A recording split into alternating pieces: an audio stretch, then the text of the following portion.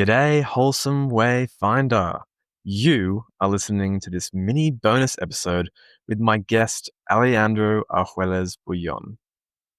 While recording episode 1, Switching Off Your Mind's Autopilot, we spoke for 90 minutes about the cross-section between mental health, identity, and purpose. The conversation was in such a smooth state of flow with so many different ideas, truths, and techniques to the point where I decided during editing that one particular part needed its own mini episode. In this short soundbite from our unedited conversation, which did not feature in episode 1, Alejandro and I went down the rabbit hole of social media and how and why we should reframe and repurpose them in the context of achieving peace of mind. You've got to ask yourself, are the socials branching too far from their original purpose of replicating real human connection in the digital world? In other words, is social media now stopping us from surrounding ourselves with those who are on our wavelength, who lift us up and challenge us to grow? If you have a love-hate relationship with Instagram, Facebook, TikTok, like I do, then buckle up. This short but mighty part of my original conversation with Alejandro is packed with more of his relatable food for thought and practice in our daily lives. Listen to this.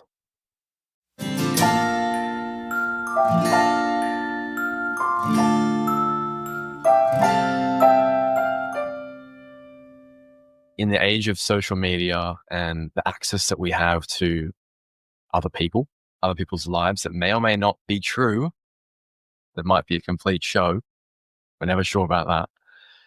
It becomes difficult because we're constantly comparing ourselves to others. And I think you can probably speak to this a little bit for our mental health. That's not it's quite a barrier, I think. Social media is a very interesting field when it comes to mental health and the impacts of mental health. I think that I just want to touch on something that you said there around, social media being like this fake kind of what's going on stage, but not behind the scenes. And that's really interesting because when you think of the behind the scenes of any show, it's messy, there's cables, there's lights, there's people running around, there's everything that is happening, but you only see the final product. Why? What is it about social media that's interesting? Before someone posts a photo on social media, there is a cognitive decision that happens before that photo. You have to take that photo. You have to go onto the app. You have to edit that photo.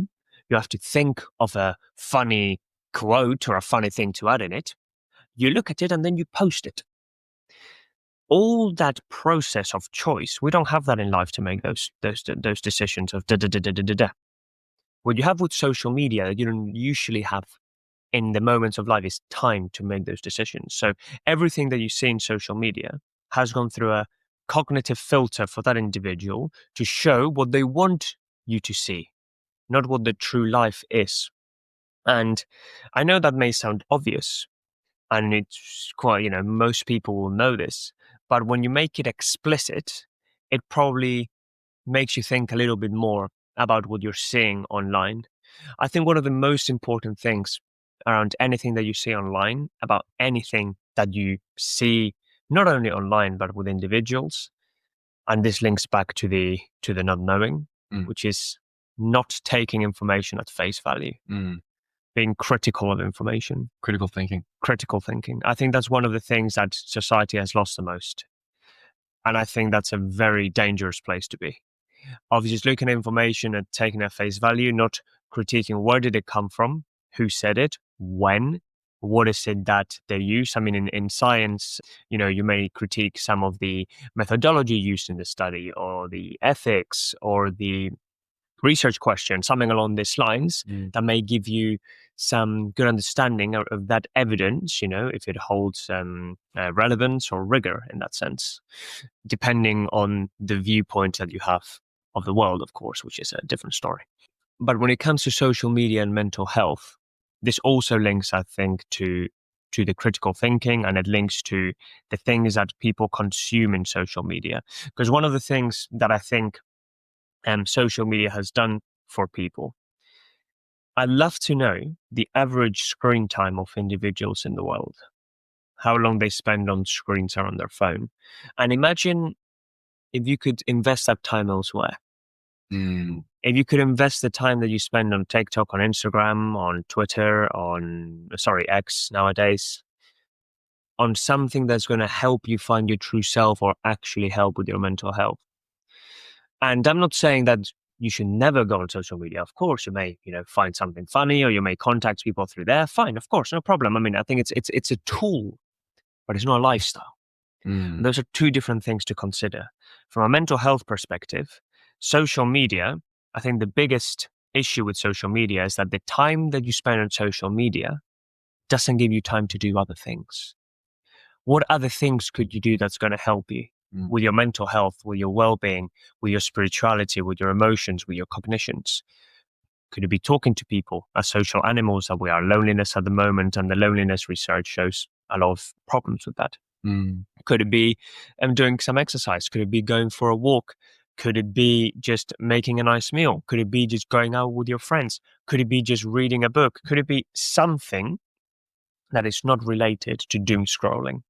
Because I think the reinvestment of that time is key. Remember, money and relationships, things, all of that comes back. They always say that, what are the three things that are, 100% clear in life? Death, taxes, and we all have the same time, the same day, 24 hours, 7 days a week. Yeah.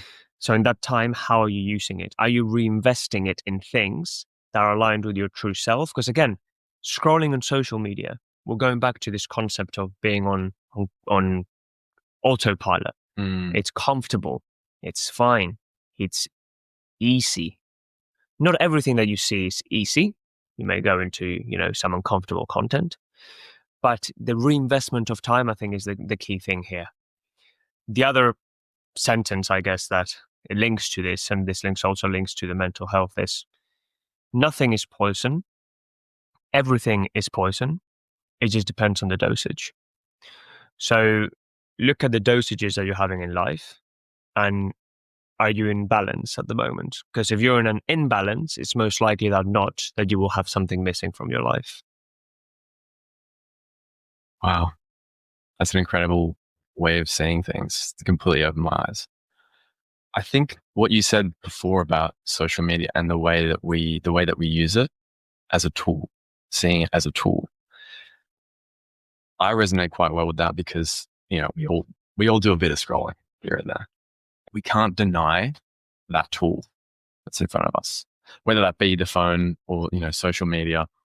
And I think framing your perspective on how we use it to benefit us in a good way for our mental health is the key. We need to look at it differently. Obviously, I've started this podcast.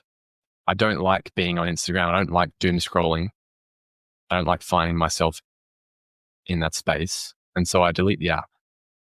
But I need it to be in contact with some friends, from back home. That I might miss something there. And also, eventually, I'm going to be using this as a tool to market, to reach out and to connect, which was the actual original purpose of social media. But it's sort of taken this sort of spin, this different fork in the path of its original purpose to connect with people.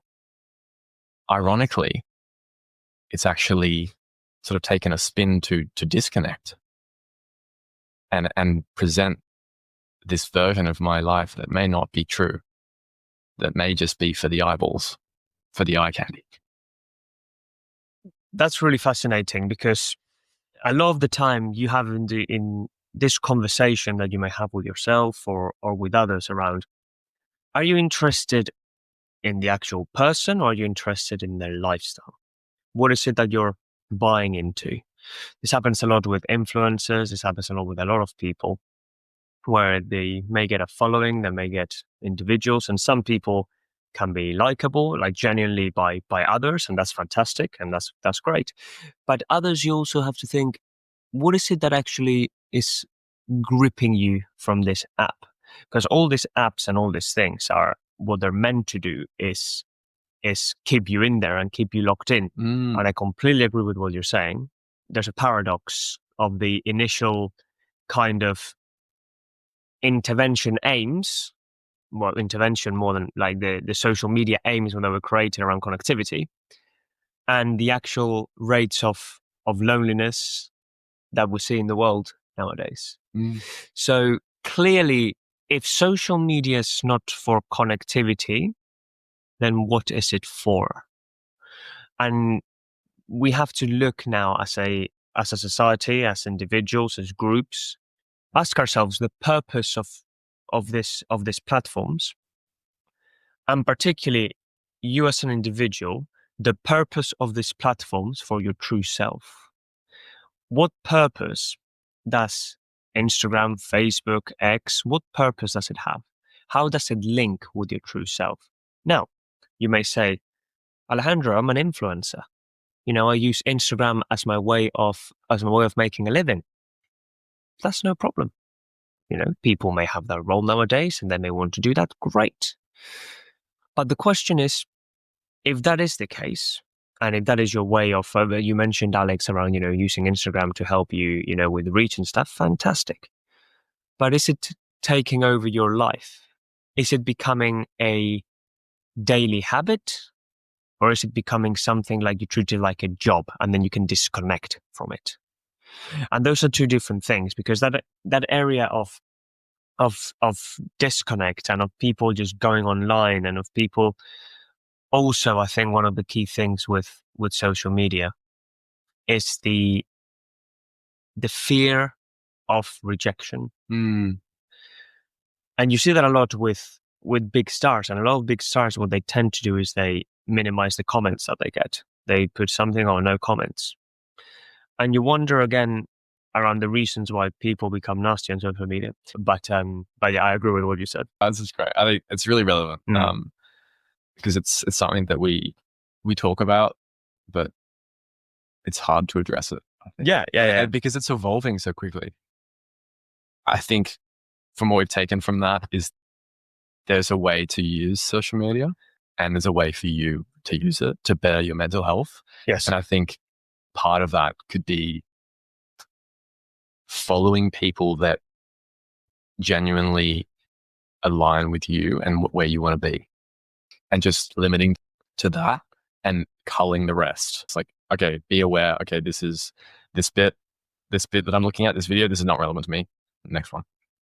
And we do that like quickly, but I think it's being more aware of that and bringing it into where you want to be in the next step in life. Following those people who are maybe older than you, or, who have some really wise content or some experience. Another thing, like as an actionable step, I would ask people to do.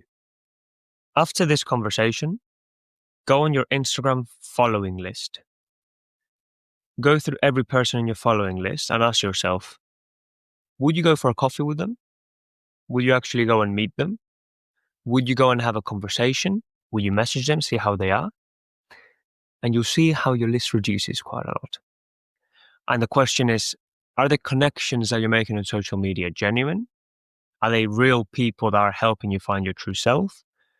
Or are they just people for the addition and for the sake of the followers? So have a look at that followers list and go, from this list of followers or following, who are the people that are aligned, or again, with no malintention or anything? Maybe you just stop talking, or you just don't speak anymore. It's not a reflection on the other person, but it's a reflection of where you are right now in your life.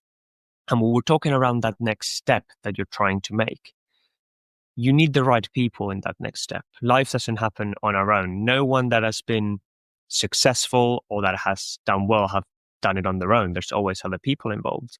So from that followers list that you may have on social media, just have a look and go, from these people, who are my board of directors? Who are the individuals that are going to really help me find my true self and get to the next stage? And I think you'll find it fascinating how your list will reduce quite significantly. I hope that something in this episode resonated with you today. And if you liked what you heard, or you know someone in your circle who could really benefit or be motivated please give this episode a share by clicking the share button and send it via a direct message on Instagram or on your story to your close friends. Click the follow button if you want to hear more episodes like this. This will really help me share the love and wisdom to the world about taking control of our health and well-being collectively. I also really want to hear what you have to say about this episode and what you want to hear more of in the future. So please leave a comment on this episode. Whatever you've got to say, I want to hear it. So thank you so much for sharing. Thanks for listening. And that's it for now. Have a great week and stay wholesome. See you soon.